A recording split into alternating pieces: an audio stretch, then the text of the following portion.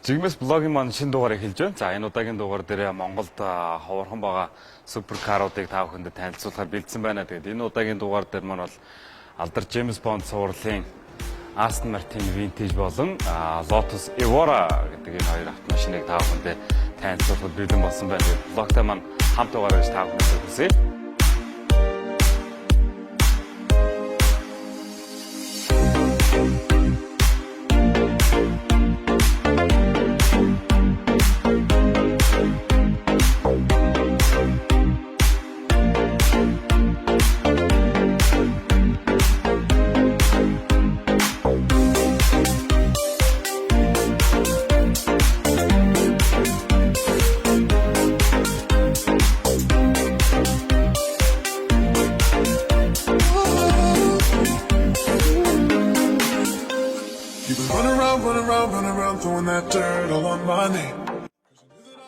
Салоны хувьд бол илүү классик хиймэл болсон юм машин байгаа. Тэгээд энэ автомашин маань бол бас асалтаа бол тусдаа юм ноцтой байдаг юм байна. Миний дөрөв насах гэж бас нэдэн би оролдоод ер нь одоо бас жоохон багаар айдчаад байж байна. Тэгээд одоо арааны ирчак гэдэг зүйл маань илүү доктор замун дээрээс нь за илүү классик цагийг бас салонд суулгаж өгснөөр бол хараг хэмжээ хувьд бол маш тасаг байдгийг бас хэлж байгаа. За тэгээд эдгээр хамтдаа энэ автомашиныг бас цаасаа асааж үзүүлэх гэж бодож байна.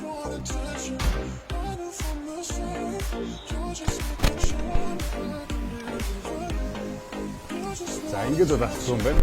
Тэр яг хөөхөд шууд хийгээд эхнийхээ дараалтаараа боломжтой. За энэ хөдөлгүүрийн хувьд бол ингээд яндан таавал систем бол ингээд гайхалтай тийм автомашин санаатай бол бас хогол гэсэн дуутай. За мөн дээрээс нь бол хэрэглэхэд унахад бас easy хялбар ийм автомашин байна. Тэгээд за араа маань дээрээс ухрах транспорт за дийгсэн товсруудтай. За харин паркинг гэдэг товсрууд энэ дээр байдаг юм байна. Тэгээд дооны хувьд бол үнэхээр бас гайхалтай.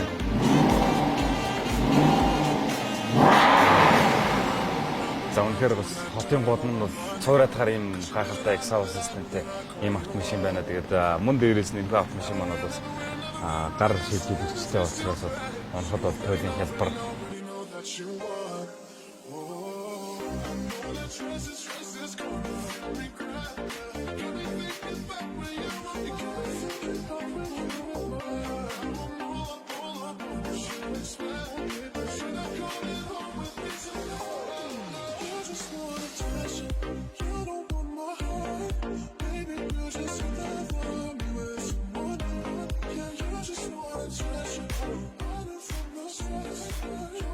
За тэгээд хэдүүлэн Aston Martin-ыг илүү та бүхэндээ бас детальчилж бас үзүүлэх бодож байна. Тэгээд энэ автомашин онцраагаад Lotus Evora руу бас суцгах Evora гэдэг юм.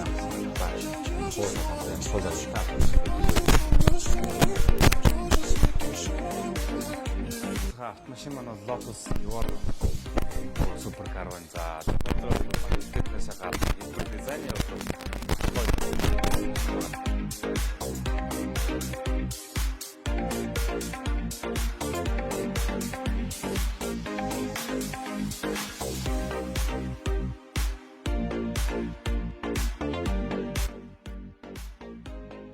эдгээр автомашинууд маань бүгдөө бас гар хийдсэн автомашинууд байдаг учраас илүү чанан дээрээс нь илүү бас үнэтэй байдаг. Гэхдээ бол яг одоо эдгээр автомашинууд маань Монголд бол боломжийн үнэлгээтэй учраас бол хөссөн бүхэн маань бол аваад унах бас боломжтой байд юм байна. За тэгээд суухад бол маш өвтэйхэн спорт сандалтай. За хянах самбарын хувьд бол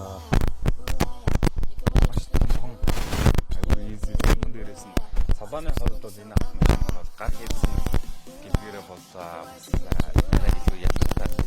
За бүгд нь төвчлөөрөөр шийдвэрлэх байна. За тэгээд асаалт систем бол дахиад тусдаа кодтай байдаг. За тэгээд бас check гэж бол багхгүйгээр ихэд хурдны хайрцан маань төвчлөөрөөр буюу шилжиж явждаг юм байна. За тэгээд суудлын хувьд бол хоёр хүний суух боломжтой. Замун дээрээс нь хатуу дээвэртэй учраас ямар төвд тохиолдолтой ийм автомашин байдаг. Салоны арьсан замун дээрээс нь бусад деталууд маань бол илүү бас чамд хансаг байдаг илэрхийлсэн ийм автомашин байна. Тэгээд энэ машин дээр бол нэг олон юм бол байхгүй. За энэ бол автомашинд байх боломжтой бүх стандартнуудыг өөртөө агуулснараа бусад загваруудаас ялгуутай юм байна.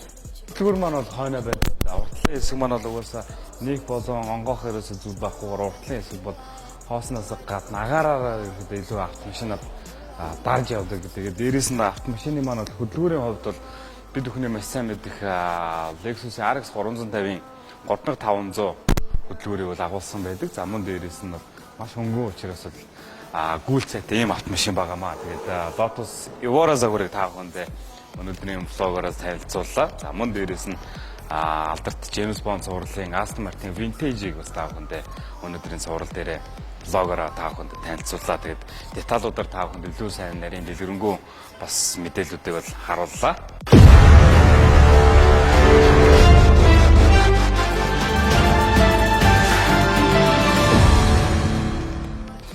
За тэгээд Jigmes Vlog-тай хамт байсан та бүхэнд бүгдэнд нь баярлалаа. Өнөөдрийн цувралаараа их хотын чимэг болсон Aston Martin болон Lotus Evora загваруудыг та бүхэнд танилцууллаа. Тэгээд влогтай маань хамт байж байнга шимтэн үздэг үзэгч та бүхэнд баярлалаа. Тэгээд дарааж байгаа цувралуудаараа бид бүхэн бас илүү гоё машинуудыг бас та бүхэнд танилцуулахыг хичээж үзүүлэх болно.